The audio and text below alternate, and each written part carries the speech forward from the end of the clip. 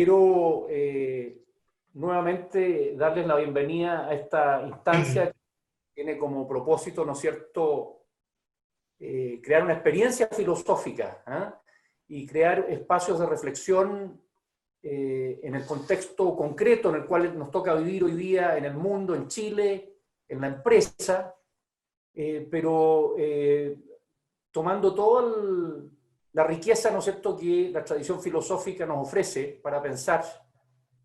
Y hoy día tenemos un día que nos tiene muy entusiasmados a Paco, Rodrigo, a mí, porque vamos a hablar en torno a la mirada y a las distinciones de Martin Heidegger, que es un filósofo que a todos nosotros no solo nos apasiona, sino que nos ha probablemente influido más que ningún otro filósofo en nuestras vidas personales y en nuestras profesiones.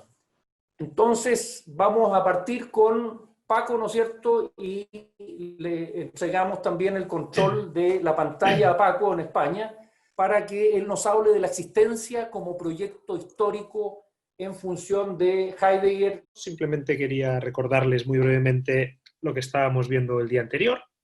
Recordarles sobre todo que la intención del día anterior fue hacer un primer diagnóstico. Un primer diagnóstico que tenía dos dimensiones, una dimensión filosófica y una dimensión histórica. ¿Por qué necesitamos diagnósticos filosóficos e históricos? Hoy esto va a quedar plenamente claro a la luz de la filosofía de Martin Heidegger. La respuesta está en el título de la presentación, porque somos seres históricos. ¿Eso qué quiere decir?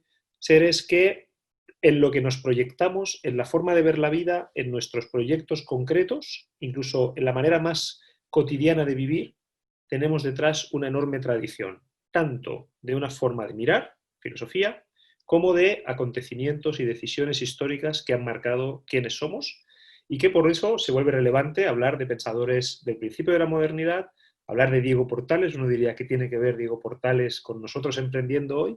Bueno, justamente a veces quizá nos damos menos cuenta de lo que quisiéramos, del trasfondo filosófico histórico desde el cual vemos la vida y desde el cual actuamos. Toda la herencia inconsciente desde la cual, en algún sentido, vemos la existencia.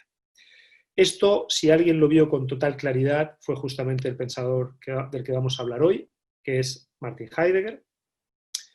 Y para hablar de él, me permito una pequeña presentación. El título de esta primera parte lo que hace es mostrar justamente que la existencia humana, se entiende, es siempre un cierto proyecto histórico. Vamos a ir explicando justamente esta terminología, estos conceptos. Mi intención es ahora, en media horita, explicarles nada menos que lo esencial de la filosofía de Heidegger. Espero lograrlo, me he dedicado a eso, me doctoré sobre eso, que es lo que estaba diciendo Cristian cuando se les cayó la conexión, ¿verdad? Y bueno, confío lograrlo, como decía. El contenido de esta charla va a tener tres momentos, uno muy breve, la biografía mínimamente y cuál es la obra principal de Heidegger. No les voy a llenar de títulos y de textos. Les dimos un texto de Heidegger posterior como una posible lectura. Creo que ha sido una experiencia seguramente potente para quienes de ustedes hayan cruzado ese Rubicón, como diríamos, ¿no? Hayan hecho esa aventura. Segundo, conceptos fundamentales de esa obra principal, que es Ser y Tiempo. Tercero, un concepto importante, el concepto de verdad como desocultamiento, que Rodrigo ya mencionó en la sesión pasada y que hoy le va a servir para hacer el puente hacia el emprendimiento más concreto. Biografía. Heidegger decía que de los filósofos lo que se puede decir de su vida es lo siguiente: murió, trabajó y... nació, trabajó y murió, ¿verdad? Nació, trabajó y murió. Es todo lo relevante, lo demás son ya curiosidades, chismes, y eso no es importante en la vida de un filósofo según él. No obstante, claramente sí, aquí tenemos las fechas, ¿verdad? Es un filósofo que ha sido considerado, diría que casi unánimemente, como quizá el más importante, el más influyente del siglo XX y particularmente de la filosofía contemporánea, junto quizá con Wittgenstein, justamente por la influencia que tiene Wittgenstein en el ámbito más anglosajón, y con el maestro del propio Heidegger, que es Husserl, Husserl es el fundador de la fenomenología, para que ya les vaya sonando esto, y Heidegger el gran continuador rupturista de esa tradición. La obra principal de Heidegger se titula Ser y Tiempo, un nombre muy peculiar que después aclararemos, en alemán Sein und Zeit, y se publicó en 1927. Heidegger empezó estudiando teología católica, sin embargo se pasó después a las matemáticas y a la física, se acabó licenciando en filosofía, y su filosofía, su pensamiento, que empieza a desarrollar desde los años 19, 20 aproximadamente, hasta que muere en el 76, imagínense, y no paró nunca de escribir. Hay 102 volúmenes de obra completa de Heidegger, ¿vale? Y desarrolló una filosofía, digo, que ha tenido muchísima influencia en campos como la teoría literaria, la sociología, la teoría política, el arte, la estética, la arquitectura, antropología cultural, diseño, ecologismo, psicoanálisis, psicoterapia y toda una corriente, ¿verdad?, de análisis existencial en psicoterapia, etc. Pero además, para lo que puede interesarles más a su campo y su ámbito más específico, es sin duda la influencia fundamental del llamado coaching ontológico, que se llama ontológico justamente por Heidegger, porque Heidegger se pregunta por el ser, como vemos en el título de su principal obra, Ser y Tiempo, que se basa en definitiva en una lectura que hizo un filósofo pragmatista americano de Ser y Tiempo. Entonces, quizá algunos de ustedes han escuchado ya hablar de Heidegger, algunos de los que están aquí me consta que han escuchado hablar de Heidegger de primera mano, y seguramente tiene que ver con esto del coaching ontológico. Pasemos inmediatamente a los conceptos fundamentales de ser y tiempo, pero para ello me gustaría aclarar cuál es la pregunta que se hace ser y tiempo. La pregunta que se hace ser y tiempo es extrañísima, como los filósofos a menudo se hacen y nos hacemos preguntas extrañísimas. La pregunta, tan antigua como la filosofía griega, es ¿qué significa ser? ¿Qué queremos decir cuando de algo decimos que es? Porque está claro lo que queremos decir cuando decimos que es azul, cuando decimos que es bonito, cuando decimos que es más grande que o más pequeño que, pero no está muy claro lo que queremos decir cuando decimos simplemente que es. No que es algo, sino simplemente que es. ¿Verdad? Y eso, que sea ser, eso que estamos rodeados de cosas que son, ¿verdad? De entes, esa es la palabra técnica para aquello que es, lo que es un ente, estamos rodeados de entes, nuestra vida entera, nosotros mismos somos un ente, ¿verdad? Porque somos. Y sin embargo, ¿qué significa ser? Las ciencias estudian los entes, pero ¿quién estudia lo que signifique ser? Nadie. Bueno, sí, la filosofía. Y esa es la gran pregunta que se hace ya Platón y también Aristóteles, etcétera, y que Heidegger considera que ha caído en el olvido y que sin embargo es fundamental recuperar. ¿Por qué es fundamental recuperar? Eso lo tenemos que ir viendo. Pero lo vamos a ver inmediatamente, porque lo que solemos entender por ser es algo así como, y por cierto, esto ya es herencia histórica, aquí ya se ve que en nuestra manera de entender incluso lo que sean las cosas, somos herederos de una tradición justamente platónico-aristotélica en este caso. Entendemos algo así como que las cosas son porque, bueno, porque están ahí de alguna forma, podemos constatarlas, ¿verdad? Podemos decir que no son una ilusión, que no dejan de ser, ojalá, si dejan de ser son, pero bueno, no del todo, ojalá son siempre. Entonces tendemos a entender el ser como algo así como una presencia constante, una serie de características que están siempre ahí, ¿vale? No se preocupen si esto es un poco extraño, lo relevante lo vamos a ir viendo. ¿Qué va a hacer Heidegger? Decir, no, no es así. Ser significa cosas muy distintas dependiendo del tipo de ente del que hablamos. Y ahí hace distinciones entre modos de ser. ¿Vale? Por ejemplo, si yo les digo, ¿qué diferencia hay entre una piedra, un computador, ya que todos tenemos uno delante ahora mismo, ¿verdad? El gatito que quizá tienen en casa y ustedes mismos o mismas? Dirán muchísimas, muchísimas diferencias. Pero hay una cosa en la que todos pareciéramos que coincidimos, y es que todos somos. Todas esas cosas son, ¿verdad? Una es una piedra, otro un computador, un gato y un ser humano, ¿verdad? Como la tradición se ha referido a nosotros. Sin embargo, Heidegger va a decir, pareciera, todavía, que la única diferencia son las características. Claro, la piedra es dura, tiene una cierta forma, no sé, no habla, por ejemplo. El computador, bueno, sirve para algo, la piedra en principio no parece que sea algo que sirva para, si la podemos usar, pero en principio no es para eso, ¿verdad? Un gato, bueno, pues un gato, hombre, se mueve, come, se puede morir, ¿verdad? Cosa que en principio de la piedra no lo diríamos, ni siquiera del computador en sentido estricto, aunque lo decimos en sentido figurado, ¿verdad? Y desde luego, de una persona, veríamos también otras cualidades, otras características. Pero pensaríamos que todos son en el mismo sentido y lo que es diferente son las características o cualidades que cada una de esas cosas, cada uno de esos entes posee. ¿Qué va a decir Heidegger? No. Las diferencias entre esos entes son diferencias ontológicas. No son meramente diferencias de características. Por supuesto que una piedra tiene características que no tenemos nosotros y otras quizá que sí, ¿verdad? Pero esa no es la cuestión. La cuestión es que lo que signifique ser para la piedra es distinto de lo que signifique ser para el computador, lo que signifique ser para el gato y lo que signifique ser para ese ente que somos nosotros mismos y nosotras mismas. ¿Por qué? Porque la piedra es sin más, podríamos decir, casi me suena un poema místico medieval que dice la rosa es sin por qué, ¿no? Es sin más, no depende de nada, no está ahí porque alguien la haya hecho, parece indiferente al ámbito de lo humano, ¿verdad? Parece ser algo porque es por sí. El computador, sin embargo, evidentemente si es porque lo hemos hecho. Es claramente algo producido, tiene la forma de ser de lo producido. No así el gato, no por lo menos todavía, ¿verdad? Ya empezamos a poder producir animales, pero no en primera instancia el gato. El gato tiene, a diferencia de la piedra y del computador, una cierta conexión con su entorno, del cual está constantemente pendiente, etcétera, etcétera, y en el cual se juega un poco, bueno, pues la posibilidad de sobrevivir, de encontrar comida, de aparearse, lo que sea.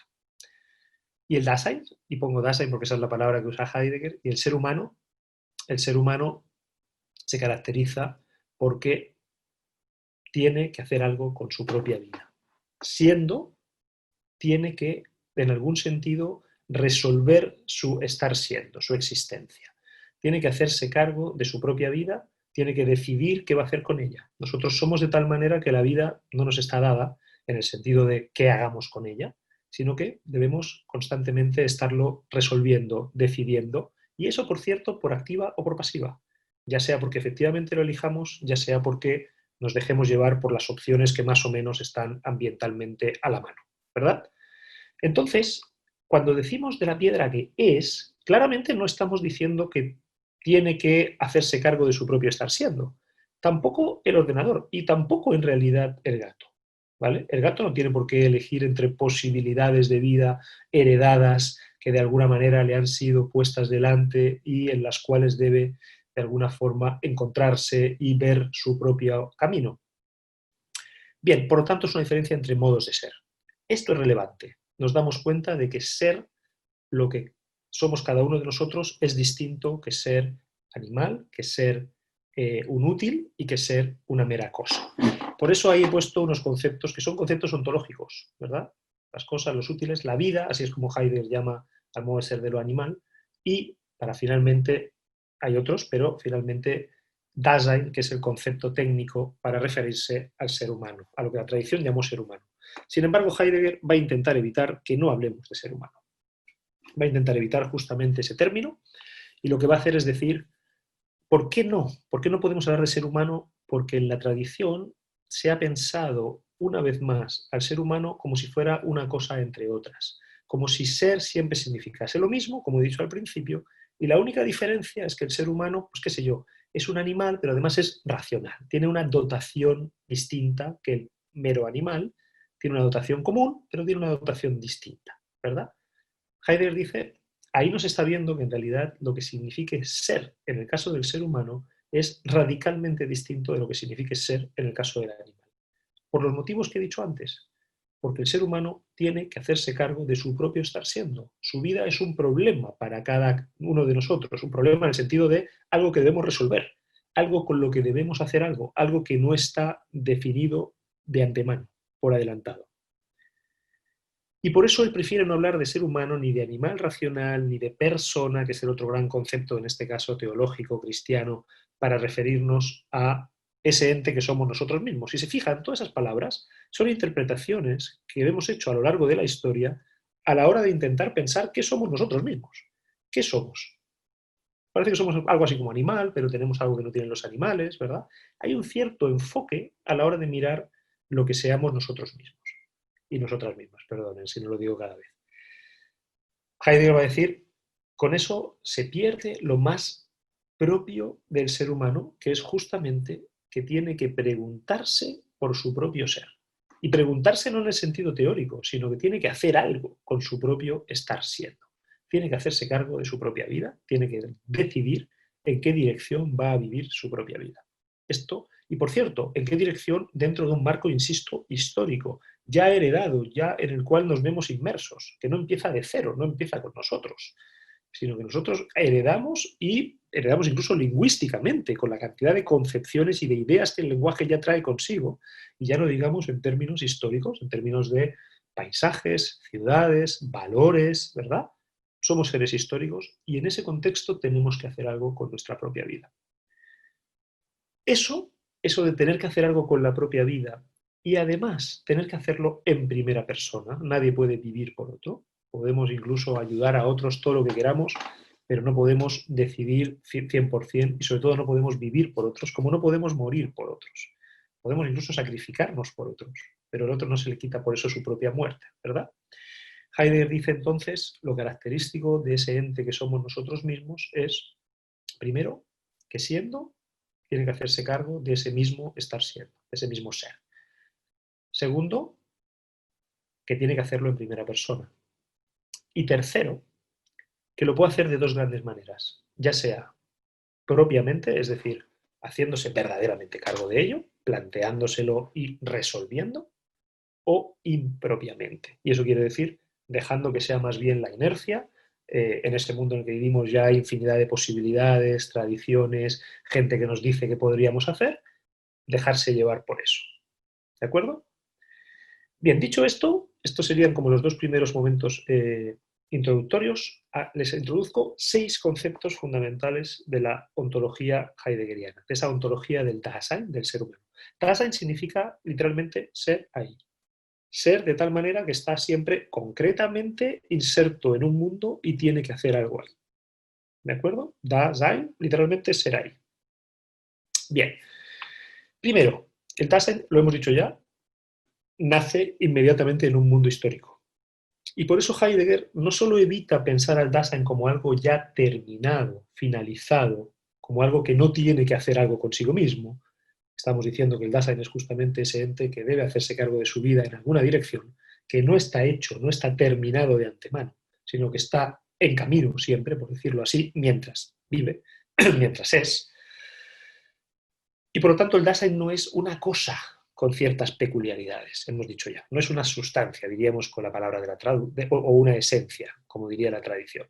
Pero tampoco es un sujeto, que esa sería la gran concepción moderna. El otro día lo vimos, ¿verdad? Como en la modernidad hay una idea de una subjetividad racional que puede tomar distancia de su mundo, puede tomar una distancia crítica, acuérdense, la modernidad era la era de la crítica, ¿verdad? Por eso de la crisis también. Heidegger dice, sí, sin duda podemos tomar distancia, pero el caso es que no somos sujetos desinteresados de lo que hay, no somos algo así como observadores que tienen objetos delante y los van calificando, clasificando, ¿verdad? Y estudiando. Eso es propio de una cierta actitud científica, sí, es posible esa posibilidad, esa actitud, perdón, pero esa no es la manera como habitualmente vivimos. Habitualmente estamos completamente insertos, inmersos, diría yo, embebidos en un contexto de sentido, un contexto que nos resulta familiar, que es a lo que llamamos, a lo que Heidegger llama mundo. Mundo en Heidegger no es ni la Tierra ni el universo, es justamente ese entramado que nos es familiar en el cual desplegamos nuestra vida. Fíjense ustedes, todos están en lugares que les son familiares, si salen de ahí saben a qué atenerse, están rodeados de qué? De útiles. Paredes, cuadros, pósters, libros, lentes, audífonos, relato un poco lo que veo en este momento, ¿vale? Todos son útiles, si se fijan, son cosas que el ser humano ha hecho para algo. El modo de ser del útil es justamente ese, ser algo para algo, ¿verdad? El Dasein, en cambio, no es algo para algo, es algo que tiene que hacer algo consigo mismo, pero no es un útil, no es algo que sirva para. Pero tampoco es, y esto es importante, un sujeto. No es algo, no es una especie de mirada de una conciencia teórica desinteresada que constata objetos. En realidad es, dice Heidegger, ser en el mundo. Dasein es ser en el mundo. Es estar completamente embebido en el contexto en el cual desplegamos nuestra existencia y decidimos qué hacemos con ella. ¿Verdad? Un contexto, insisto, que ya lo he dicho varias veces y ahora lo recalcaré aún más, es histórico, es heredado. Siguiente punto, pero ese mundo no es nuestro, no es privado. No es un mundo, no somos individuos, átomos que surjamos de la nada y no tengamos relaciones o solo secundariamente establezcamos relaciones. Así como no somos un sujeto que tenga que hacer un puente para llegar a un mundo, sino que ya siempre estamos en el mundo, en el sentido de ese contexto familiar en el que desplegamos nuestra vida, tampoco tenemos que hacer ningún salto para llegar a algo así como a otros. Fíjense, ese computador en el que estamos hablando lo han hecho otros. Estas palabras que usamos no las hemos inventado nosotros. Esta ropa que llevamos no la hemos hecho nosotros. Ese mundo en el que habitamos remite constantemente a otros Daseins, diría Heidegger. Por supuesto, además, somos hijos de alguien, a veces hermanos de alguien, pareja de alguien, etcétera, etcétera, ¿verdad? Y hasta el punto que, bueno, después hay alguien que vende el pan y no lo conocemos, pero sabemos que es alguien que vende el pan. Nuestro mundo está constantemente configurado por otros seres humanos, por decirlo muy sencillamente. Vivimos un mundo compartido, no es un mundo privado, es un mundo, de hecho, público. O sea, yo estoy en un lugar donde cualquiera entendería como yo un poco de qué se trata aquí, cualquiera que tenga el mismo bagaje cultural histórico, ¿no? ¿Qué pasa? Que Heidegger dice, y por eso mismo, porque vivimos en un mundo que ya está, en algún sentido ya nos es familiar, ya sabemos a qué atenernos a él, y además en un mundo donde vivimos con otros, es perfectamente posible delegar la responsabilidad que tenemos sobre nuestra propia vida. Es perfectamente posible acudir a alguna teoría, acudir a alguna manera de ver las cosas, acudir a una moda dominante a la hora de resolver ese problema que hemos dicho que cada cual es para sí, a saber, el problema de cómo existir, qué proyecto de vida llevar, cómo llevarlo, con quién, ¿verdad? En qué causas involucrarnos, etcétera, etcétera. A ese dejar que se decida cómo vivimos, a ese no decidirlo propiamente, no resolvernos, sino que más bien por pasiva ir haciendo más o menos lo que se supone que hay que hacer, ese sé, que si se fijan no es nadie en concreto, ¿verdad? Eso se dice, eso se hace, pero ¿quién es ese sé? No es Soledad, quien veo ahora, no es, ¿verdad? No es, qué sé yo, ¿verdad? Marco, no es nadie en concreto, ¿verdad? ¿Quién es sé? Heidegger utiliza ese adverbio tan peculiar que es el se, que es un alguien que no es nadie, y en alemán eso se dice das Mann, el uno, ¿no? Uno hace, uno dice, y utiliza eso y lo sustantiviza para decir que normalmente, casi siempre, la mayoría de nosotros vivimos desde el uno. Vivimos de una manera, digámoslo así, casi que de prestado, ¿no? Una manera que en realidad no es propia nuestra, que no nos ha llevado, no hemos planteado propiamente qué queremos hacer con nuestro existir, porque eso, según Heidegger, un poco nos aterra, un poco nos angustia, y no queremos tenerlo resuelto de alguna manera y lo antes posible. A eso, a ese delegar la responsabilidad acerca de la propia existencia y a ese moverse según lo que se dice, se hace en un momento dado, Heidegger lo llama, con un concepto de resonancias cristianas, la caída, ¿vale? Das Verfallen, la caída. La caída, y no me voy a detener en él, pero Heidegger le dedica unos buenos parágrafos a desarrollar en qué consiste eso. No tengo tanto tiempo, así que voy al punto. Tercer concepto, ok. Entonces el Dasein parece que está perdido, en general, más bien embebido en sus asuntos. Nos levantamos por la mañana, nos aseamos, ¿verdad? Comemos algo, salimos a trabajar cuando podíamos, ¿verdad? Estamos en un ajetreo, proyectos, tal cosa, tales decisiones económicas, decisiones personales. No parece que eso se trate de nosotros, parece que estemos siempre en algún sentido perdidos ahí en esa existencia un poco impropia, como dice Heidegger. Y sin embargo, dice Heidegger, siempre nos va de alguna manera, nos encontramos de alguna manera. ¿Cómo sabemos eso? ¿Cómo nos damos cuenta de que se trata de nosotros? Fíjense, nosotros podemos vivir la vida como si fuéramos espectadores de una película, como si fuera algo que nos pasa. Pero la vida no nos pasa, la vida la somos nosotros. No es algo que esté pasando, ¿verdad?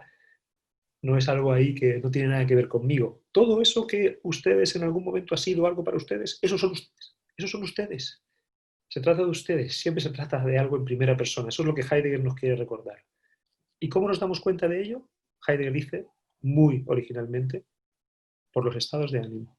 Son los temples anímicos, si es como lo llama Heidegger, la disposición, una cierta disposición afectiva. Siempre estamos en algún temple de ánimo. Siempre tenemos lo que la tradición llamó sentimientos, afectos, pasiones, ¿no? La tradición se refirió de distintas maneras a ese mismo fenómeno. El ser humano, el Dasein, siempre se encuentra de alguna manera. Fíjense en ese doble sentido, nos encontramos. ¿Cómo te encuentras hoy? Eso quiere decir cómo te sientes, cómo te va, qué afectos dominan en tu vida hoy, pero a la vez es encontrarse. Ahí nos vemos a nosotros mismos de alguna forma. Para Heidegger, efectivamente, es fundamental el hecho de que todo lo que vivimos lo estamos viviendo en alguna disposición afectiva, desde algún afecto. Por tanto, no hay una pura mirada desinteresada, como dije antes, de la vida, sino que siempre nos incumbe. En los afectos nos damos cuenta de que las cosas nos tocan, nos incumben. Y eso, es a lo que Heidegger llama la condición de arrojado. Muy raro el término, pero lo que se refiere no es que estemos botados en el mundo, es que los afectos nos hacen ver que esto se trata de nosotros, que estamos siendo y que tenemos que hacer algo con ese estar siendo. Eso es lo que vemos a través de los afectos. Normalmente no, porque los afectos también pueden ser muy eufóricos y volvemos a olvidarnos, estamos llenos de miedo y de alguna manera ocultamos eso. Pero ya veremos que hay un afecto muy particular que nos impide ya totalmente no darnos cuenta de que esta película es en primera persona. Esto se trata de cada uno. ¿Vale? Cuarto momento, ¿pero de qué se trata? Se trata de elegir posibilidades. Se trata, lo que hacemos en la vida constantemente es, en algún sentido, proyectarnos en alguna dirección. Fíjense, ustedes están aquí ahora conmigo, estamos hablando de filosofía, de Heidegger. ¿Por qué hacemos eso? Seguramente porque esperamos algo de ello, ¿verdad? Hay un cierto proyecto de ustedes que todavía no está, pero que ustedes ya están vislumbrando y que hace que hoy hagan lo que están haciendo. Eso es lo que Heidegger llama comprender e interpretar. Es muy rara la forma de decirlo y tendría que explicarles mucho más para que vieran por qué lo utiliza así. Tengo mucha disposición, si quieren, otros días para que hablemos mucho más de Heidegger. Algunos que están en este mismo curso hemos leído Ser y Tiempo entero juntos, así que imagínense, heroico. Pero eso lo llama comprender Heidegger. No lo llama a un acto de, te entiendo, sino que a el hecho de que siempre estamos, en algún sentido, proyectándonos hacia alguna posibilidad. Estamos, por ejemplo, acá porque, insisto, yo estudié filosofía, porque de alguna manera me veía como alguien que quería tener una visión más lúcida de la vida, por ejemplo. Entonces, no estamos en una actitud constatativa en la vida, lo repito de nuevo, estamos en una actitud donde aquello en lo que estamos cada vez, aquello que pareciera ser puras acciones en las que estamos como un poco perdidos, en realidad es siempre un cierto proyecto de nosotros mismos lo que está en juego. Lo que hacemos hoy está marcado por un cierto proyecto. A eso Heidegger lo llama el comprender y el interpretar. Pero cuidado, lo que hacemos hoy está marcado siempre por un cierto proyecto que a la vez es un proyecto heredado, es un proyecto que tiene que ver con posibilidades que nos vienen dadas, posibilidades que encontramos en nuestro contexto histórico. Por ejemplo, hacer filosofía, el proyecto al cual, perdonen que hable de mí, porque cada uno tiene que hacerlo consigo mismo, ¿verdad? Yo me he dedicado, no me lo he inventado yo, esto es una posibilidad que he heredado, que hemos heredado, y que la hemos heredado de una cierta manera, por cierto. La hemos heredado, por ejemplo, a modo de escribir papers en la academia. Eso pareciera ser hoy hacer filosofía. Y uno tiene que hacer, ¿es eso hacer filosofía realmente? Entonces, fíjense, todo el rato, en cada cosa que hacemos, estamos recibiendo una cierta herencia, haciendo algo con ella, ¿verdad? Por ejemplo, ustedes, en tanto que emprendedores, evidentemente, emprender es una posibilidad histórica que ha llegado a ustedes. La empresa, por eso vemos historia. Por eso el otro día Rodrigo les dio ese contexto precioso, ¿no?, de la historia chilena. Porque nosotros llegamos a ser emprendedores con toda una mirada previa que no es nuestra y que hemos heredado. Y lo somos desde un cierto proyecto de qué es lo que nosotros queremos llegar a ser, ¿verdad? Y esa es nuestra respuesta a qué hacemos con nuestra vida, por ejemplo, entre otras cosas, ¿no? Hacia dónde nos proyectamos. Por tanto, el Dasein es ya siempre, si se fijan, a la vez pasado, presente y futuro. Por eso Heidegger dice que el Dasein es temporalidad, tiempo, y concretamente historicidad. posibilidades heredadas a las cuales nos proyectamos y a partir de las cuales actuamos en el mundo. Cristian va a desarrollar esto en la tercera parte. Por último, y te finalizo con esto, una cosita más, si estoy bien en el tiempo, Enrique, tú me dices, angustia y muerte son dos conceptos que Heidegger utiliza, no es que se ponga sombría la cosa, es que si normalmente estamos en ese uno, en lo que se hace y en cómo se hacen las cosas en la empresa, en casa, cómo se es padre, cómo se es pololo, cómo se es pareja, es verdad, cómo se lleva a cabo un cierto trabajo, hay un temple anímico que nos impide seguir, como quien dice, haciéndonos un poco como que no va con nosotros la cosa, ¿verdad? Es el temple anímico de la angustia. En la angustia, todas esas posibilidades que todavía nos estaban distrayendo, en algún sentido desaparecen y nos damos cuenta de que aquí de lo que se trata, sin duda alguna, es de nosotros mismos. Lo que nos angustia es justamente tener que ser, tener que hacer algo con el propio estar siendo. Y ahí de lo que nos damos cuenta es de nuestra finitud, por eso muerte. Ahí se clausuran esa posibilidad de que todas las posibilidades se clausuren, se acaben para nosotros. ¿Qué dice Heidegger? El ser humano normalmente de lo que huye en el uno, cuando se quiere vivir así como en el uno, sin demasiada responsabilidad, lo hace porque la angustia, su finitud. La angustia tener que hacerse cargo de sí mismo como un ser finito. Sin embargo, tiene otra posibilidad, que es, ok, me he dado cuenta, voy a morir, quiero hacer algo con esto. Y quiero hacer lo que yo crea que de verdad tiene sentido, para lo cual tiene sentido vivir. Y a esa forma de tomar las cosas, que es por primera vez resolverse, ¿verdad? Por primera vez tomar decisiones propiamente libres, Heidegger lo llama efectivamente la resolución. El último concepto que les quería transmitir de ser y tiempo. Para dar un pase a lo que va a decir Rodrigo, permítanme que les presente por último su idea de verdad como desocultamiento, porque lo que va a hacer hoy Rodrigo es justamente desocultar algunas figuras de empresa, de emprendedor, ¿verdad? La verdad, como se había entendido habitualmente, tradicionalmente, se entendía como la correspondencia entre un contenido mental y un estado de cosas. Es decir, si yo pienso que Soledad está, perdón que diga Soledad porque te tengo la primera en la cámara ya, con un lapicero con su mano y con un lapicero en la mano, ¿verdad? ¿Por qué sería verdad ese juicio, diría la tradición? Porque el contenido mental que yo tengo, la representación que tengo, se corresponde con un estado de cosas en el mundo, ¿verdad? Por eso la verdad se da cuando efectivamente entre el contenido mental y el estado de cosas hay correspondencia. Y por eso es el juicio, cuando yo digo Soledad tiene un lapicero en la mano, ese juicio es el que puede ser verdadero o falso. ¿Qué va a decir Heidegger? Es un concepto de verdad que no es el más fundamental. Para que yo pueda ver que Soledad tiene un lapicero en la mano, yo tengo ya que entender lo que es un lapicero, tengo que tener una cierta mirada, etc. Eso no es lo primero. Y por eso Heidegger dice que la verdad en realidad es, y utiliza el término griego, aletheia. Aletheia es el término del que, por cierto, viene el nombre Alicia, ¿verdad? Que los griegos tenían para verdad. El nombre Alicia significa verdad, realmente, en griego. Y es un título privativo, es una palabra privativa. Aletheia, desocultamiento. Es decir, los griegos consideraban que las cosas no se mostraban de buenas a primeras, sino que de alguna manera había que desocultarlas. Fíjense en lo que acabamos de decir. El ser humano vive en rutinas mentales y vitales constantes que son la forma de vivir en ese uno, en eso que se hace y se dice. Por lo tanto, es muy probable que las cosas estén muy ocultas ahí. Se dice tal cosa y nosotros la repetimos y la volvemos a repetir, pero es así. Estamos habituados a ellas y por lo tanto ya no las vemos. Hace falta desocultarlas. Desocultarlas no porque estén con un trapo encima o un paño, sino porque la mirada que tenemos de ellos ya no nos permite ver lo fundamental. Eso es lo que Rodrigo va a hacer con el emprendedor hoy, ¿verdad? Desocultarlo. Una figura que todos tenemos a la vista y sin embargo la damos por hecha, la damos por obvio. Para terminar, permítame que sea muy breve, a pesar de que igual quizá no estoy siendo tanto, pero esto es muy complejo y yo quiero que tengan ideas clave que les sirva para anclar en la segunda y en la tercera parte de esta clase, de esta sesión. ¿Qué ocurre entonces?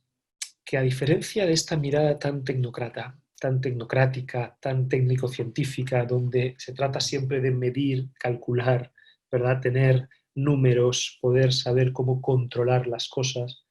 Heidegger va a decir, las cosas no las conocemos cuando logramos tener esos datos de ellas, como quiere la ciencia moderna que vimos nacer en la sesión pasada, y como quiere la técnica moderna, que quiere poder tener todo apresado para poderle sacar provecho y partido. Para poder desocultar algo necesitamos interpretar, una vez más. Necesitamos ser capaces de ver lo que ya no estamos siendo capaces de ver, a pesar de estar en algún sentido disponible o accesible.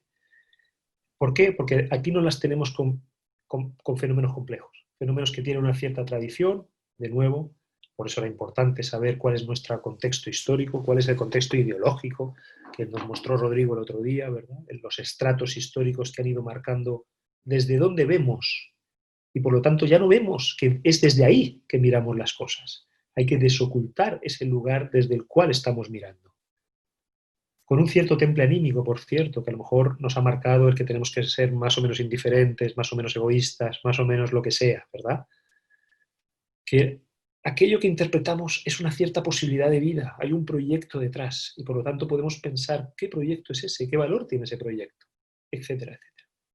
Vamos hoy día a ir entrando en materia, haciendo un aterrizaje desde lo que vimos la sesión pasada, y básicamente los momentos de la charla va a ser un breve recordatorio de esas categorías con las que vamos a estar interpretando, que ya las vimos en la clase pasada, pero vamos a usar un método que usa Kant.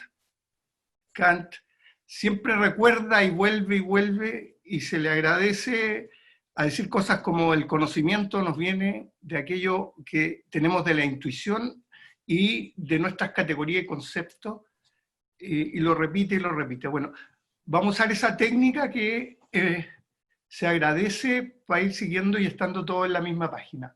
Vamos a hablar de ciertos desvelamientos históricos, como dice Paco y explicó bien. Hay dos conceptos de verdad. En realidad son dos métodos, ingenierilmente, para descubrir la verdad. Uno es la verdad por correspondencia, o sea, el fenómeno corresponde a lo que estoy viendo. Si yo digo, está lloviendo, o está lindo el día, o es de noche, y afuera está pasando eso, eso es verdad. Pero los griegos tenían un concepto distinto, que es el que acaba de explicar Paco. Vamos a desvelar el emprendedor y vamos a ocupar de manera práctica, vamos a usar el emprendedor como un fenómeno para ver los existenciales, y vamos a tratar también de desvelar emprendedores de a pie, a trabajadores, para ver si es que estamos haciendo bien el ejercicio.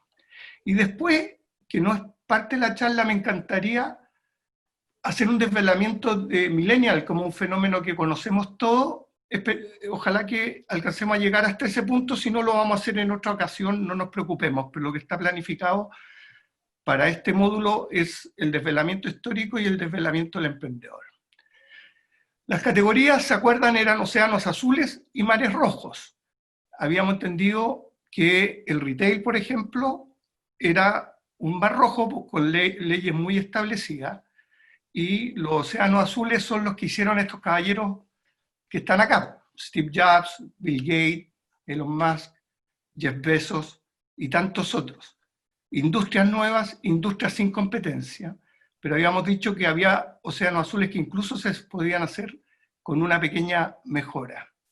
Por ejemplo, Uber es un océano azul, y lo mencionamos la clase pasada.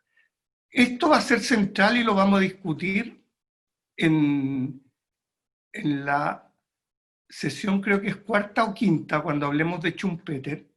Schumpeter anticipó el libro de los océanos azules en filosofía, y esto no es novedad, y yo les voy a ir avisando cada vez dónde está el anclaje.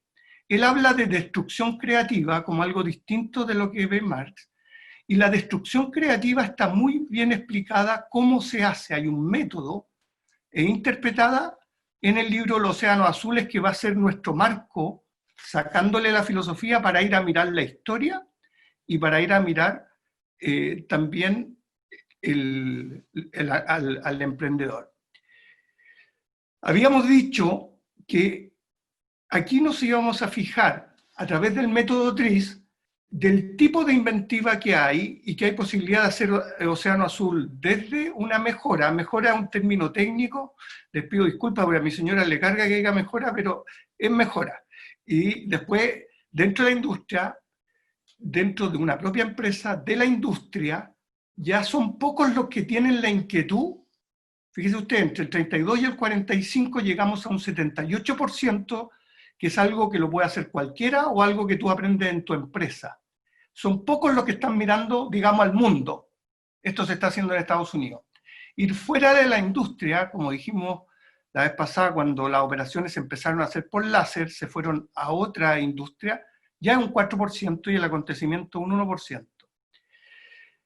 Y la otra categoría y última central es esto que agregó Heidegger, que hizo muchos océanos azules. Uno fue venía de los románticos, como lo veremos, pero él lo cristalizó de una manera mucho más potente. Las facultades humanas son el entendimiento, la imaginación y la razón. Y él añade, con una frase provocadora, el pensar. Y dice que la razón, glorificada durante siglos, es la más adversaria del pensar. Ojo, que se puede hacer con razón, utilizando la facultad de la razón, se puede hacer un océano azul, pero los más novedosos requieren imaginación y requieren pensar. Y en esas dos categorías quiero que nos fijemos, y esto va a ser un viaje al pensar. ¿Eh? Aquí tengo una tesis que pensar hizo a Alemania grande. Vamos a ir a historia ahora no de Chile, pero vamos a pasar por la historia de Chile para llegar a la historia de nuestro ser ahí acá. Fíjense que Alemania, en la época del siglo XVIII, o sea, en la Revolución Francesa, un poco antes, era un país, al igual que Rusia, campesino. Era poco sofisticado, no era de filósofos. Y resulta que, miren, lo que pasó desde el siglo XVIII adelante, se transformó la lengua alemana de ser una lengua campesina en una lengua filosófica. Leibniz, Kant, Fichte, Hegel, Nietzsche, Heidegger, Gadamer, Hannah Arendt, Hans Jonas, por mencionar algunos. A mi modo de ver, este es un hecho que tengamos en cuenta. O sea, los países que progresan, a mi modo de ver, son países que imaginan y países que piensan. Vamos a desvelamiento histórico. Acuérdense que definimos esto como lo más probable de nuestra ideología. Todos tenemos algo de algo. Seremos más militares, más medievales, más cartesianos, más mercantilistas, más tecnócratas, pero algo de esto tenemos. Y dijimos que íbamos a poner los ojos en estos momentos. Hoy día vamos a volver a desvelar, con un método heideggeriano, lo que pasó, la decisión que tomó el León Alessandri el año 1920, y eso lo vamos a hacer porque, en mi interpretación personal, que estamos en algo calcado, pero mucho más sofisticado, como lo dijimos en la... Entonces, lo curioso es que Nietzsche tiene esta frase, que no todo el mundo interpreta de la misma manera, el eterno retorno, que es parte de su metafísica. Y la verdad es que está muy conectado esto con el desvelar heideggeriano. Heidegger fue a Grecia a buscar la manera en que los griegos veían esto, y lo hizo con Heráclito, lo hizo con Aristóteles. Incluso él hace un fabuloso libro, En la esencia de la verdad, en que, no sé si conocen, pero la caverna de Platón la ve como un desvelamiento, como el preso que está viendo imágenes, que sale a buscar la verdad y que vuelve, y que es todo un proceso de desvelamiento. Ahora, la actitud desvelante es una actitud de que Parménides creía que el fenómeno en Grecia se escondía. O sea, tú lo desvelabas y después se te volvía a esconder. Es como que crees que conoces a tu hijo y después no lo conoces. Y va pasando así. Hablé de la alegoría de Capernaum. Entonces hay que tener una actitud siempre desvelante para ir actualizándose en la verdad. Eso los emprendedores lo tenemos mucho. Tenemos que estar mirando a la competencia, tenemos que estar viendo si el mercado es siempre el mismo. Y esto es anti-ilustrado. El ilustrado es verdad por correspondencia, porque es verdad científica. Los ilustrados fueron a buscar su método a las ciencias físicas, a lo que había hecho Newton, dijimos, y que había ilustrado. Entonces, cuando tú crees en el progreso infinito, también es ilustrado esto del rush hour, le puse, la vida veloz. Y en la vida veloz tú no tienes tiempo para desvelar. Entonces, este es un llamado a pensar, y pensar requiere tiempo. Imaginar requiere darse el tiempo para imaginar. No podemos estar a la velocidad que estamos si queremos verdaderamente provocar sorpresa. Le había dicho que mi mentor había sido Diego Portales, ¿ah? Y vamos a poner ojo en una sola frase de él, que me parece la más importante. Ahí está don Diego. Y dice, el orden social se mantiene en Chile por el peso de la noche y porque no tenemos hombres hábiles, sutiles y cosquillosos. La tendencia casi general de la masa al reposo es la garantía de la tranquilidad pública. Si ella faltase, nos encontraríamos a oscuras sin poder contener a los díscolos más que con medidas dictadas por la razón o que la experiencia ha enseñado útiles. Lo que nos está diciendo Portales, que él ve que la sociedad de su tiempo es una sociedad que tiene un peso de la noche, una sociedad oscura, donde no hay luz, no hay ojos, los ojos no ven sin luz. Y el hecho que la masa esté en reposo es lo único que nos garantiza la tranquilidad pública. O sea, él no le tenía susto a la masa.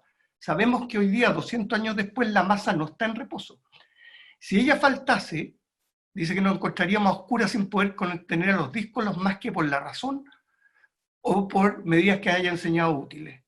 Yo creo que llegó el tiempo de pasar del portalianismo hacia adelante. Por eso, en mi opinión, el neoportalianismo, estamos hablando de un país igual, pero hay algo así como un destape español en lo que estamos viviendo. Ahora vamos a ver ese minuto y vamos a poner ojos en el león Alessandri y vamos a aplicar el eterno de retorno de Nietzsche. ¿Qué significa? No vamos a pasar tan de largo diciendo lo que pasó en 1920 no nos importa para lo que estamos viviendo hoy. Vamos a quedarnos acá en ver esto. Ojo, ¿se acuerdan que yo les dije que Alessandri en su discurso de 1920 había usado un método inglés para mirar la política e incorporar lo que estaba pasando? Miren lo que hizo en lo educacional, que era una discusión que había ocurrido tan solo 8 o 10 años antes. Se quedó con el modelo francés. O sea, uno puede ser inglés en algunas cosas y francés en otras cosas. Estos señores eran los que pelearon por la educación, Encina, MacIver, y resulta que había una crisis moral. Tampoco Alessandri se hace cargo de la crisis moral. Según Encina, en el libro Nuestra Inferioridad Económica, habíamos perdido el espíritu emprendedor. Alessandri no pone ojos, porque era socialdemócrata, en el emprendimiento, en ese minuto, como lo pusieron Encina, MacIver o Rodríguez. Francisco Antonio Encina, por otra parte, había criticado... ¿En qué pone ojo? En la pura crisis social. Es como que nosotros pretendiéramos hoy seguir adelante solo mirando las barricadas de las calles, solo mirando lo que está en la Araucanía, solo mirando las marchas. A mi modo de ver, no habríamos aprendido nada de la historia si adoptáramos algo de esa naturaleza.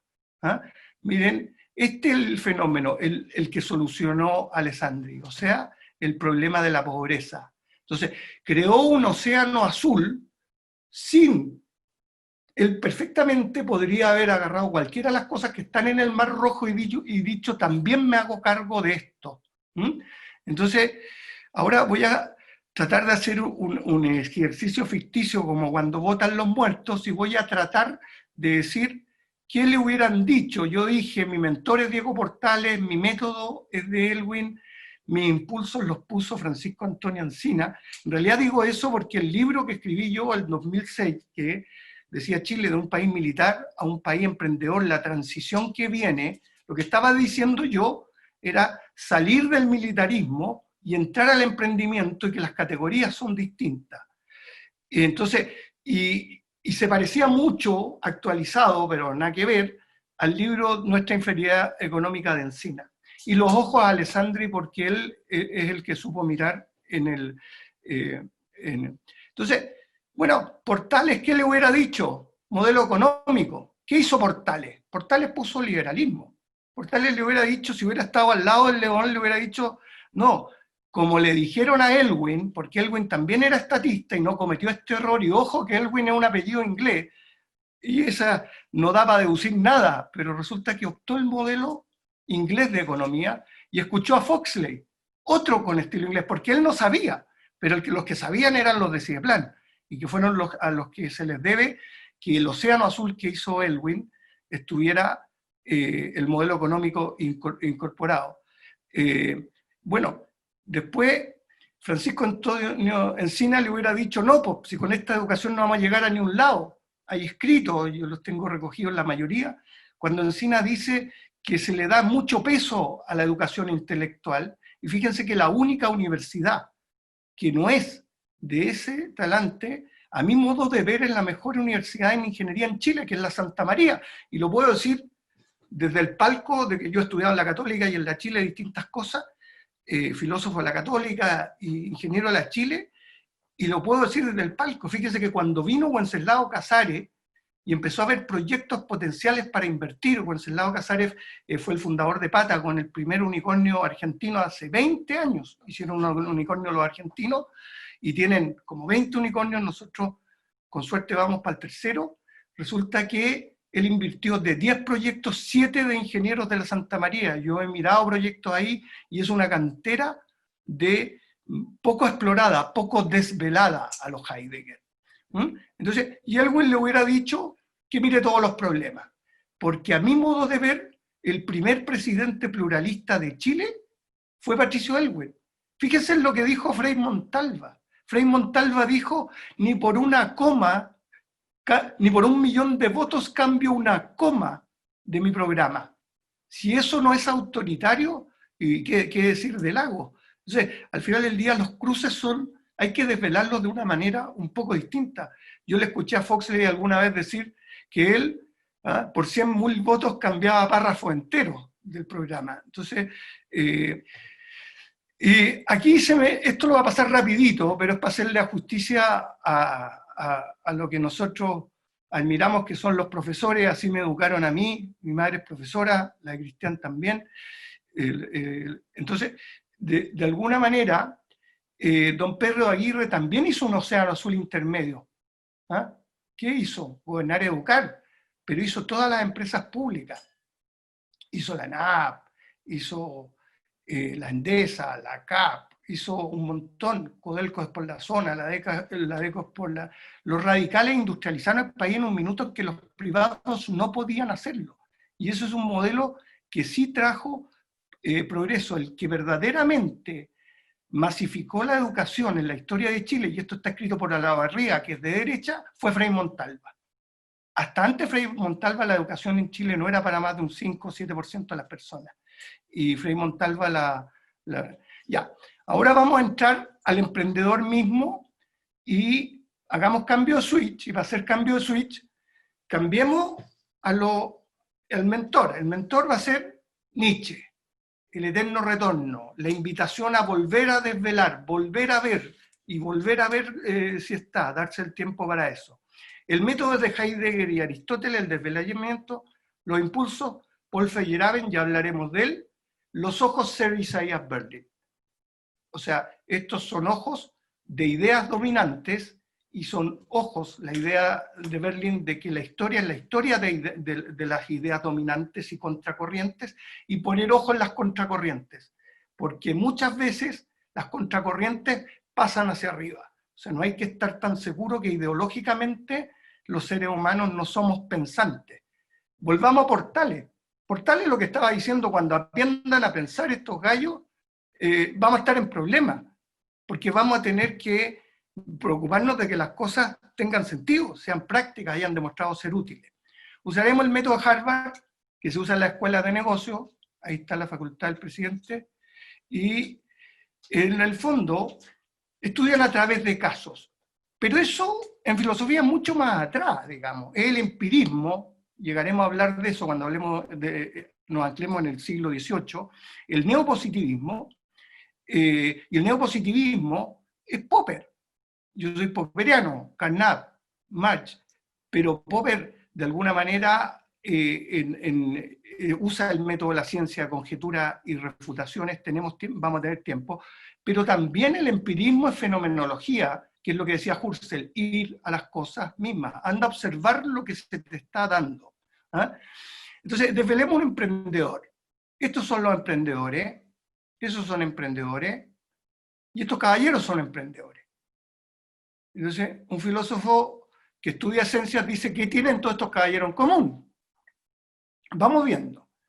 Y hagamos a una pregunta wittgensteiniana, que es el que descubrió el concepto o nos donó el concepto del parecido familia. Y el parecido familia, ¿cuál es la esencia de un emprendedor? ¿Qué entraña? ¿Qué trae adentro un emprendedor distinto de otro? Estamos usando este fenómeno para enseñar los existenciales, digamos, y para ver cómo los existenciales que nos pasó tan brillantemente Paco en la primera sesión, aquí rebotamos y los traemos a alguien que conocemos. ¿Ah? Entonces, los existenciales es un método categorial. Entonces, nos permite tratar de esas categorías, ver cómo se dan en una persona concreta. El arrojo es una condición y no opción. Entonces, ¿qué es lo que es el arrojo en el emprendimiento? En el fondo, cuando nos tiran o cuando caemos sin darnos cuenta. Por ejemplo, los emprendedores en general son en 3 etapas de la vida. O cuando no estudiaron nada o salen de la universidad se hacen emprendedores, o cuando quedan cesantes o han aprendido muy bien una ciencia, o al final en la jubilación para complementar el tema. Y mucha gente en la calle a nosotros nos dice, no, yo estuve obligado a ser emprendedor. Eso es. Hay veces que el emprendimiento es un arrojo, no es ninguna opción. O emprendes, o te vas a vender a la feria, o llegas y haces un negocio porque ya estás en una edad en que no te contratan, digamos, los 50 y tantos años, y estás arrojado a ser emprendedor. Pero hay otros emprendedores que son por resolución, ¿ah? Elegir un proyecto propio. Hay un libro que se llama The Leap, o The Great Leap en Estados Unidos, que es un libro en que explica ese momento del arrojo, un libro entero de un emprendedor para tirarse. Porque de repente uno está en una empresa y dice, me quiero tirar, pero me asusto. A mi costo de oportunidad es muy alto. O sea, de repente llegamos al emprendimiento por arrojo, de repente llegamos por resolución. Ser capaz de preguntarse por el propio ser, otro existencial. Y hay veces que está en la pregunta es por la felicidad o por la calidad de vida. Yo le he preguntado a muchos emprendedores si por $1.000.000 se cambian, emprendedores de la calle, a un trabajo pagado, y dicen no me cambio ni a palo. Entonces hay algo así como, quiero hacer esto, quiero depender de mi jefe toda la vida, soy feliz en lo que estoy haciendo. Esa pregunta es muy emprendedora en el fondo. Y Heidegger dice que somos un ser de posibilidades, como el tiempo. Estamos en el tiempo, el futuro todavía no es, el pasado ya fue, nos ponemos en un lugar del tiempo y estamos obligados a tomar. Se nos vienen posibilidades y estamos obligados. Los emprendedores, si no estamos viendo posibilidades, no comemos el próximo año. No tenemos la seguridad de la compra y está lleno de imprevistos. Entonces hay que ir tomando esas posibilidades. Estamos obligados a elegir. Igual que en la vida, yo creo que en el emprendimiento se ve un humanismo muy alto. El ser humano se refleja como realmente era en épocas incluso más pasadas, digamos. ¿De nuevo? ¿No? Ahí está. Entonces, y acá viene el último existencial, que una de esas posibilidades es muy especial, que es la muerte. Y es especial porque clausura todas las otras posibilidades. Si tú te mueres, no hay más posibilidades. La quiebra es lo mismo, les decía la vez pasada, la quiebra es lo mismo, porque, y en Chile es así, porque en Chile cuando quiebra esperan que esté en la Plaza Italia, en la Plaza de Armas, leyendo el diario con un banquillo y que se te haya acabado la vida, que sea como la muerte física total. Esas son cosas que hay que pensar y desvelarse, que estamos bien como sociedad, tratando a nuestros emprendedores como lo estamos tratando. Ahí están todos los emprendedores. Entonces, vamos ahora a ver si desvelan bien a los emprendedores. Empleos de mala calidad, dicen todos los ministros. ¿Y por qué todos dicen que no se cambian? Vayan a preguntarle a cualquier persona en la plaza, cualquier plaza de Chile, la que vende anticucho, el que vende, a ver si se cambian de pega. Yo le he preguntado a artesanos, tengo relación con artistas maravillosos de Valparaíso en color y otros, nadie se cambia, fíjate. ¿Ah? Entonces, lo que está viendo el ministro es su verdad por correspondencia. Él ve a lo latino la verdad de que a él le gusta el auto con aire acondicionado, le gusta el chofer, le gusta un tipo de vida, y esa es la calidad para él. Y no hay ni un cuestionamiento filosófico, ni siquiera van abajo a preguntarle. Entonces, Patricio, que trabaja en la Plaza San Felipe, me dice, yo mantengo con este carrito que vendo antijuicio 7 bocas, y de esas 7 bocas, una es una sobrina que quedó huérfano. Pero mi problema es explicarle a mi hija, ¿por qué me llevan preso? Y yo creo que debiéramos preguntarnos por qué estamos llevando preso a gente que está trabajando, y lo estamos asimilando a los que hacen las barricadas, a los que están haciendo problemas en el sur, o al que hace un portonazo. Un trabajador jamás es un delincuente. Entonces, después tenemos, bueno, estos son todos emprendedores, un cantante, un emprendedor también, no depende del Estado, él tiene que ser. Yo asocio mucho al creador con el emprendedor. ¿Ah? Aquí tenemos distintos tipos.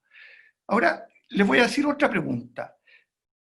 ¿Por qué creen que en Chile todos los liceados son emprendedores? Siempre que hago esta pregunta, lo que me dicen es que porque nadie los contrata, y eso no es cierto.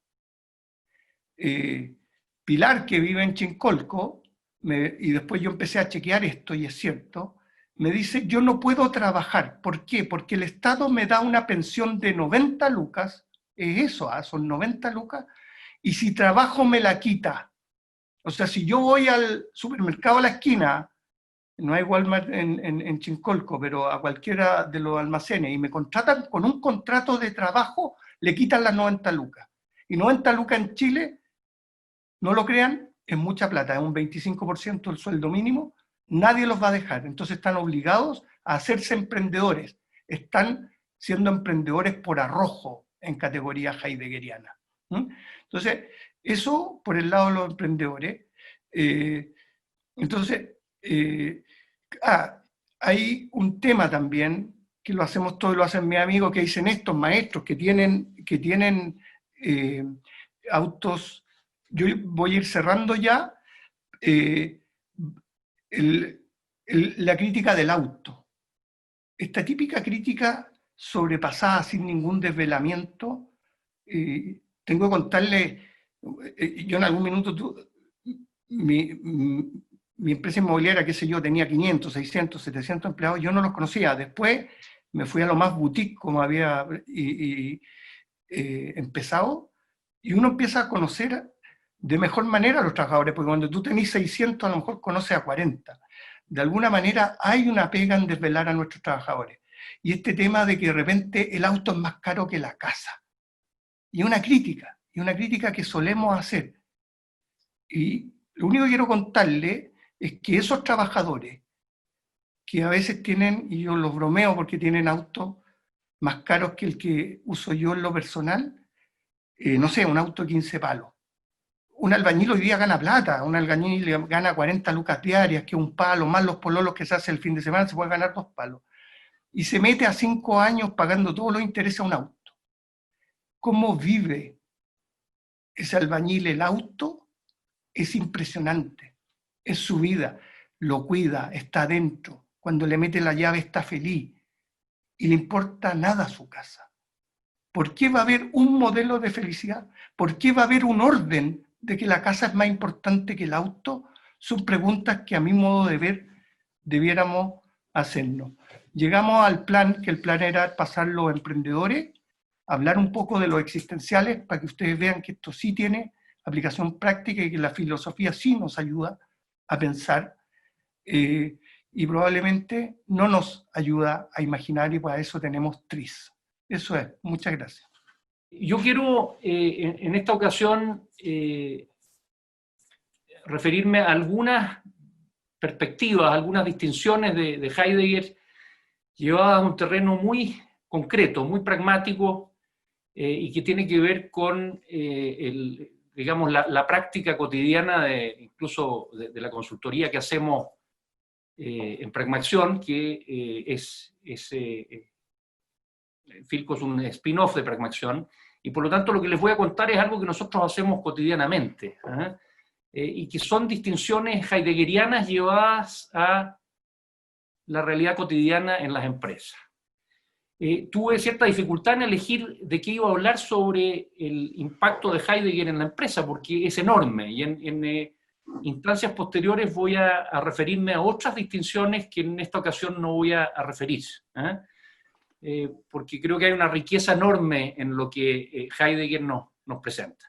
Primero quiero echar mano de lo que al principio señaló Paco cuando habló de la triple dimensión temporal del Dasein.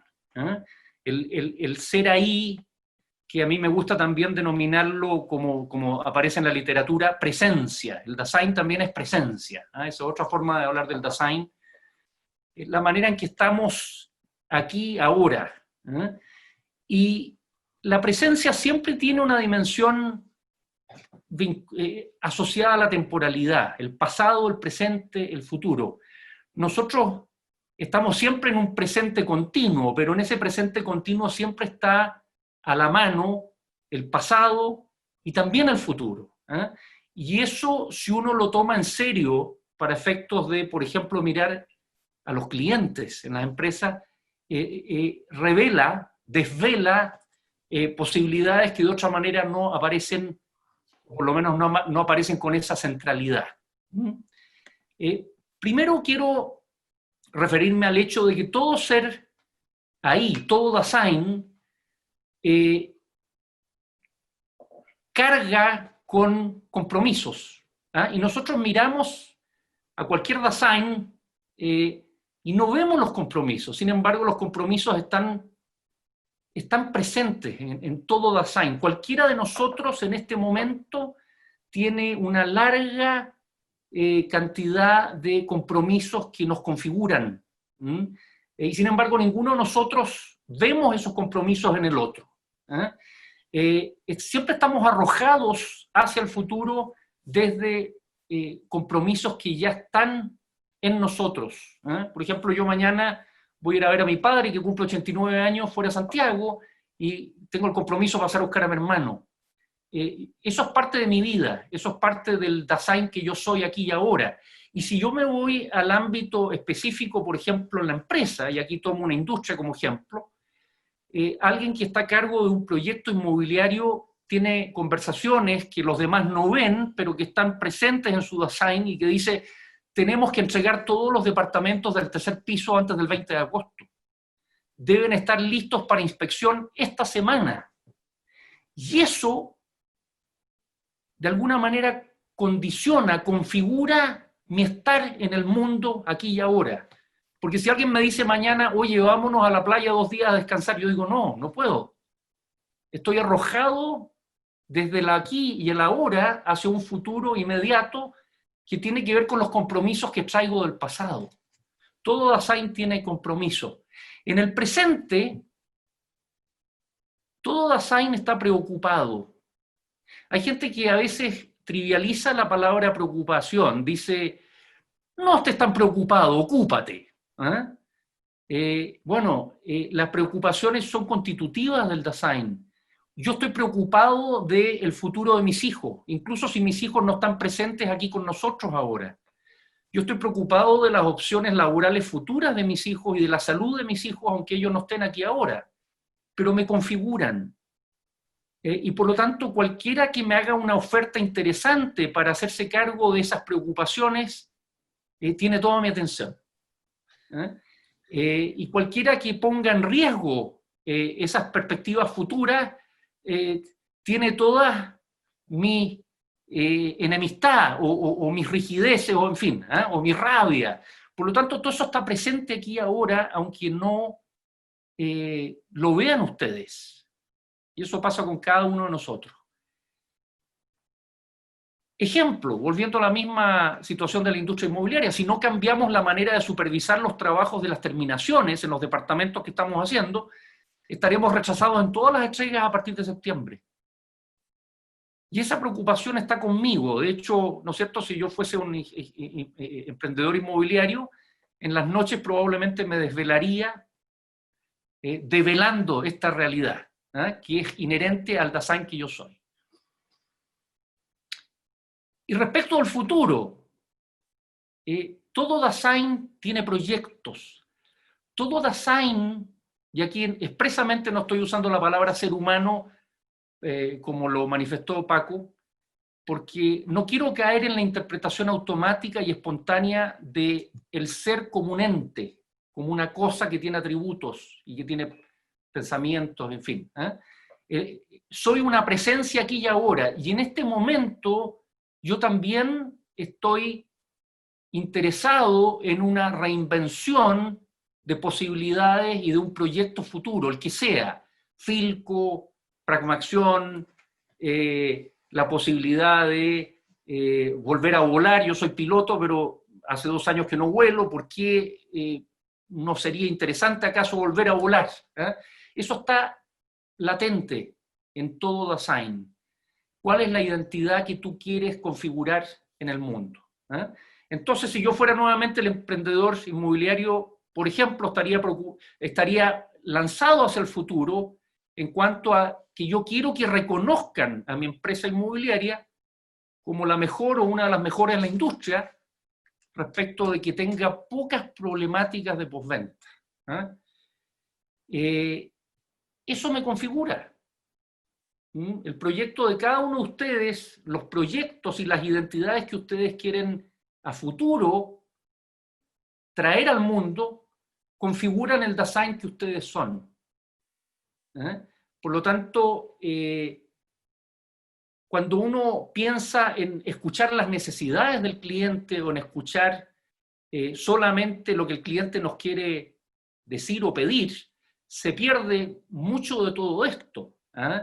En ese sentido, para ir a un caso concreto, si yo quisiera escuchar a los clientes en cualquier ámbito y en cualquier industria, yo podría, usando esta triple dimensión temporal del design, orientar exploraciones en los siguientes ámbitos. Yo podría decir, por ejemplo, ¿qué tipo de compromisos concretos tienen nuestros clientes y que nosotros desconocemos? Esto no es diferente a lo que señalaba recién Rodrigo respecto de los emprendedores.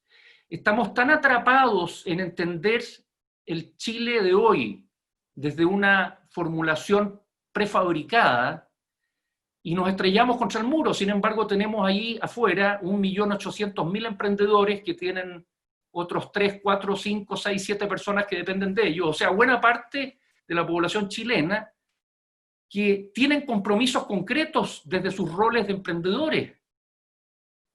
Bueno, ¿cómo podemos ayudarlos a resolverlos? ¿Qué océanos azules podemos inventar si nos tomamos en serio de que hay categorías completas de preocupaciones y de compromisos y de intenciones de reinvención que las personas tienen en sus design? Misma cosa, ¿no es cierto? Preocupaciones. ¿Cómo ayudamos a la gente a cuidar de esas preocupaciones? Porque yo podría inventar un seguro, para dar un ejemplo de infinitos posibles, que cuida de la educación futura de mis hijos. Si yo me muero, si me enfermo, si me quedo, si quiebro, no importa. Usted nos pagó todos los meses 50 lucas, señor, y al cabo de 6 meses ya tiene garantizada la educación superior de sus hijos. ¿Por qué no? Me imagino que ese producto existe en alguna parte, pero estamos siempre atrapados en interpretaciones rígidas, preconcebidas. Y aquí hay muchos pasos para explorar. Y en un tercer lugar, ¿no es cierto? Bueno, todos nuestros clientes, sean empresas, sean ejecutivos, sea el gerente general de la empresa, de la inmobiliaria, del banco, de la empresa cementera, tiene una intención de reinventar su negocio y de reinventarse ella o él dentro de la industria. Por lo tanto, ¿qué identidades futuras quieren tener y cómo yo puedo, de alguna manera, constituirme en una oportunidad y en una oferta para eso?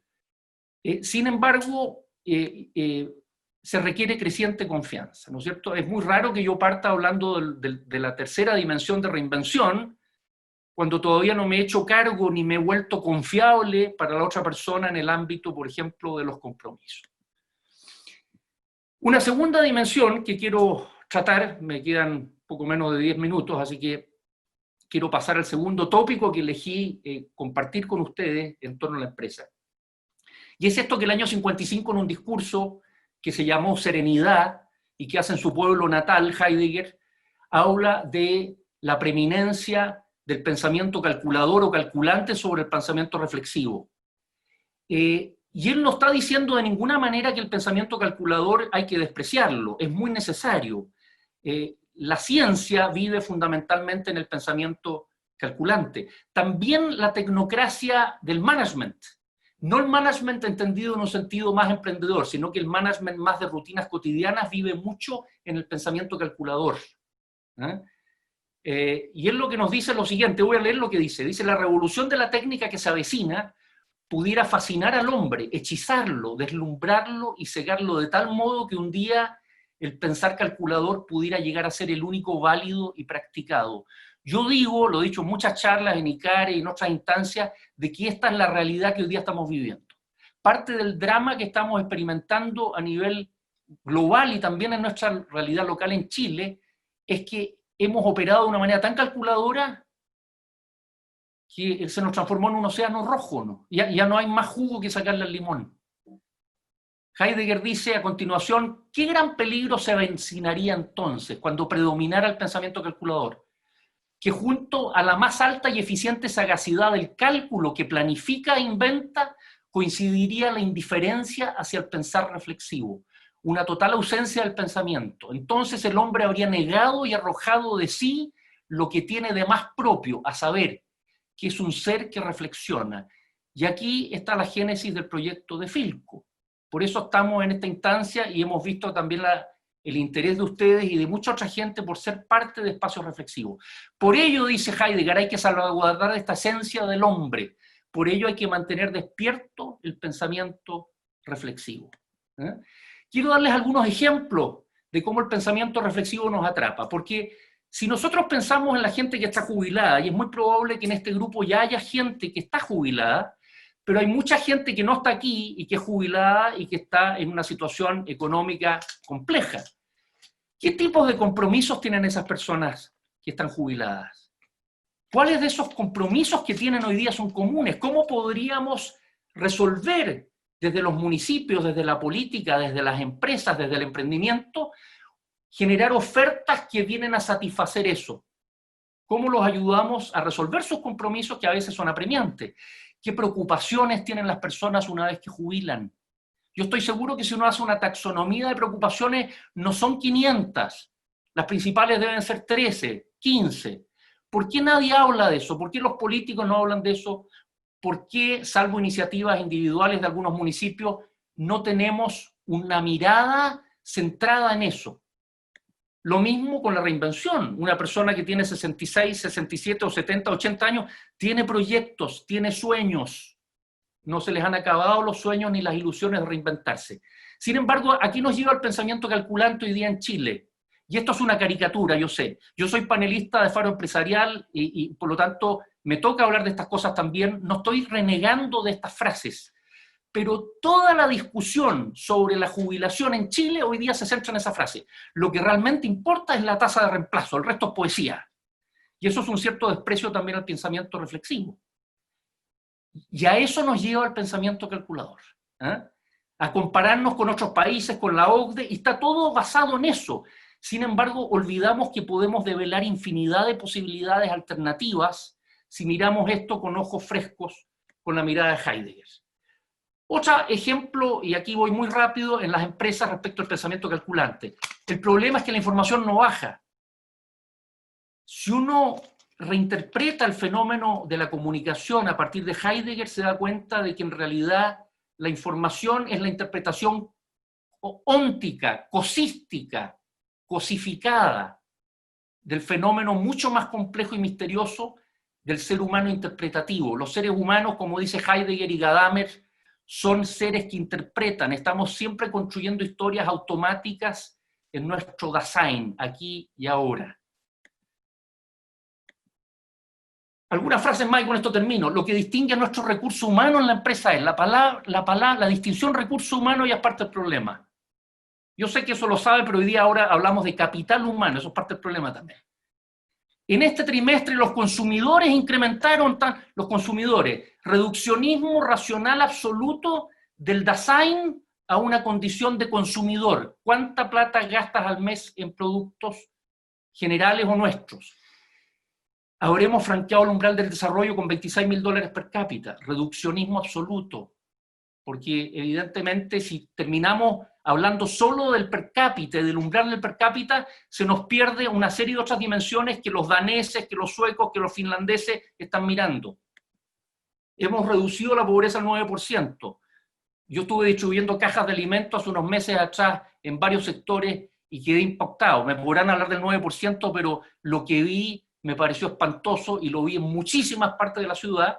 Entonces, el Dasein mío se angustia frente a eso. Y digo, bueno, ¿qué hacemos? Porque si es un 9% es más, no sé, pero lo que veo es que digamos, el drama es mucho mayor. Hicimos un análisis FODA en la empresa. El FODA es una simplificación extremadamente breve. Muchas veces nos pasa a nosotros que nos preguntan como consultores, ¿y ustedes hacen gestión del cambio? Y la gente que te está preguntando ni siquiera tiene una interpretación poderosa de lo que es gestión del cambio. Entonces, aquí falta mucho que hablemos y reflexionemos. Voy a saltarme esto. Esto lo encontré en una propaganda que me acaba de llegar de una empresa muy importante en el mundo y que dice Reduce Dividends on Natural Capital. Ahora la naturaleza en los océanos se llama Natural Capital, pensamiento calculador. Y esto último, con esto cierro en un minuto, yo descubrí, después de comenzar a hacer proyectos Lean a principios de los años 2010, descubrí que los japoneses, que eran los inventores del Lean, no le pusieron el nombre, pero se llama Toyota Production System, viven la lógica y viven la presencia del Dasein. Probablemente tiene que ver con su lógica budista, o sintoísta. Esas frases son de Taiichi Ohno, que es el arquitecto del modelo Toyota Production System, que en Boston el MIT lo transformó en Lean Manufacturing. Y le puso un nombre más vendedor y desde Estados Unidos se hizo famoso en el mundo Lean, pero desprovisto de la interpretación del Dasein. ¿Qué es lo que dice en dos frases Taiichi Ohno? Dice Genchi y Enbutsu. Esto lo digo porque nosotros nos fuimos a Japón a entrenar y nos quedamos, y hemos ido varios años ahí y hemos estado trabajando con la gente de Toyota. Y la gente de Toyota tiene dos dichos fundamentales, Genchi y Enbutsu. Vea el fenómeno ahí en el momento en que ocurre, que no le cuenten historias. No se quede con reportes de lo que pasó, esas son autopsias. Vaya y experimente en el momento presente y con sus propios ojos el fenómeno. Pongo una foto de un Lexus ahí porque es una joya que ellos producen, ¿no es cierto?, y de muy buena calidad, pero lo que nadie mira es que detrás de eso hay cierta filosofía. Y hay una segunda frase que me parece fundamental de la mirada de Toyota. Monosukuri wa Itosukuri. ¿Quieres hacer productos maravillosos como ese que está ahí? Dedícate a hacer personas. No te dediques a hacer autos, dedícate a ser personas. Buenas noches, creo que ha sido una sesión muy provechosa. Resumirlo, somos un proyecto histórico, traemos un pasado detrás que no está detrás, está en realidad delante, marcando lo que vemos y desde dónde vemos, y es importante ser conscientes de él, ¿verdad? Por eso toda la parte histórica que Rodrigo nos está transmitiendo en los segundos momentos, ¿verdad? Tenemos estas categorías centrales, tenemos una historicidad, y todo eso es fundamental para la manera como hacemos empresa. Próximo día lo que veremos será justamente que el ser humano siempre está formando. vamos a hablar de transformación, pero para poder hablar de transformación, lo primero que haremos será ver que el ser humano siempre forma, no recibe pasivamente las cosas, sino que siempre le pone un poco su mirada. ¿De acuerdo? Eso como para que tengan el aperitivo de cara a la próxima semana. Bueno, yo solo quiero darle las gracias a todos por participar. Los emprendedores somos innatamente optimistas, nos retan por eso, y me llena de optimismo este espacio para que podamos reflexionar en un nivel de sociedad decente, como diría mi maestro Isaías Berlin. ¿Ah? Gracias, chiquillos. Bien, muchísimas gracias y los esperamos el próximo martes en el mismo canal a la misma hora. Muchas gracias. Gracias a ustedes.